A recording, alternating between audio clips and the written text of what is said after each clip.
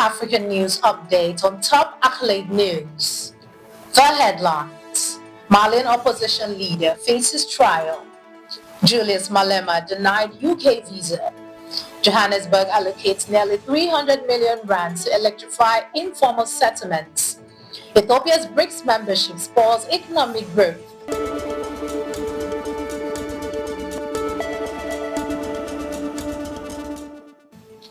We'll start with the focus in politics. Malian opposition leader faces trial.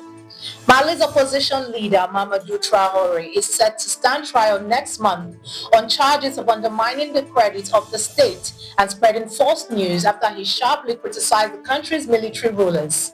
Traoré, who leads the Alternative for Mali party, was arrested on April 24th and is accused of accusing the junta-appointed National Transition Council of embezzlement and failing to honor their commitment to a return to civilian rule. His arrest comes amid growing protests and increasing opposition to plan to dissolve political parties and delay democratic elections. The political crisis deepens as right group raises concerns over attack on basic freedom, while the junta strengthens ties with Russia and moves further away from its traditional Western allies. Still in politics, Julius Malema denied UK visa. South African opposition leader Julius Malema has accused the UK of silencing dissent after being denied a visa to attend a conference at the University of Cambridge, where he was scheduled to speak on the 10th of May. The UK High Commissioner to South Africa, Anthony Phillipson, apologized in a letter to Malema's party, the EFF, citing delays due to recent public holidays and visa processing requirements. Malema, known for his outspoken stance against Western imperialism, criticized the decision as a political maneuver, claiming the UK High Commission promised a resolution only to backtrack at the last minute. The UK Home Office has declined to comment on individual cases. In economy, Johannesburg allocates nearly 300 million rands to electrify informal settlements. Johannesburg Mayor Dada Morero has announced a significant investment of nearly 300 million rands to electrify informal settlements across the city.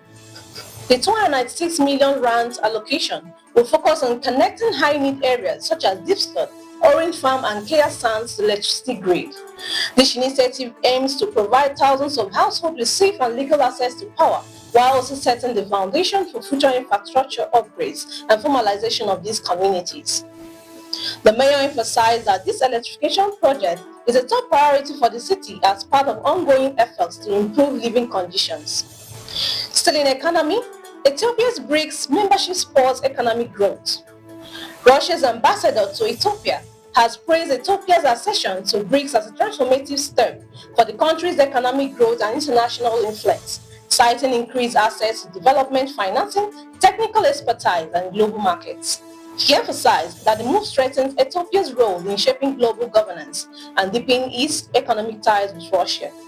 He noted rising business interest between the two nations, particularly in agriculture, energy, and digital technology, while highlighting Ethiopia's special economic zones as ideal gateways for Russia's investments across Africa.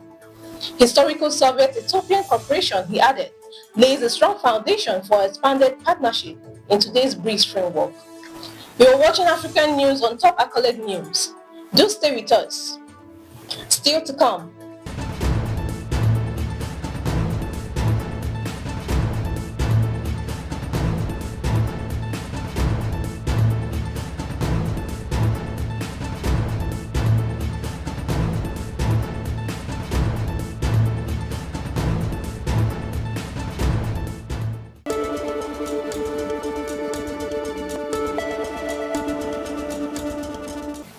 Thanks for staying with us. In international relations, President Nandi Ndaitwah to visit Angola. Namibian President Netumbo Nandi Ndaitwah is set to make her first foreign visit to Angola on May 8th, aiming to deepen cooperation in key sectors, including agriculture, trade, and oil and gas. According to presidential spokesperson Alfredo Hengeri, the trip reflects a commitment to strengthening the historic diplomatic and economic ties between the two neighboring nations. This marks Nandi Ndaitwah's first official visit with Angolan president, reinforcing a long-standing relationship rooted in shared history and regional solidarity. The president will return to Namibia on May 9. Shifting focus to conflict, UN chief raises alarm over drone strikes in Port Sudan. The United Nations Secretary-General António has expressed grave concern over escalating drone attack in Port Sudan, a vital humanitarian hub and refuge for displaced civilians, warning of the risk of mass casualties and disruption to aid efforts. For 4 consecutive days, the paramilitary rapid support forces have been accused of targeting strategic sites in the Red Sea city, including Sudan's largest naval base. Port Sudan, once considered a safe zone amid a year-long war between Sudan's military and the RSF, now faces rising threats that jeopardizes humanitarian operations and deepen the ongoing crisis. In entertainment, Ghana's creative sector faces same old challenges. 4 months into the new administration, Ghana's creative sector is facing the same challenges it has for years, despite promises of change. The NDC's flagship Black Star Experience, launched with great fanfare in May 2025, has been met with skepticism, with critics calling it a rebranding of old ideas. Meanwhile, the Ghana Music Rights Organization remains without a valid operating license, and the demolition of the Fantasy Dome has left the industry reeling. The creative community is calling for more than just speeches.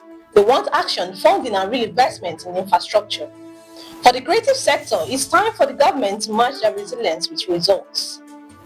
Moving to sports, Orlando Pirates set to return to full strength for Nedbank Cup final against Kaizer Chiefs. Orlando Pirates are gearing up for the Nedbank Cup final against Kaizer Chiefs on Saturday, with key players returning to full fitness after Tuesday's 2-1 victory over Lamotville Golden Arrows.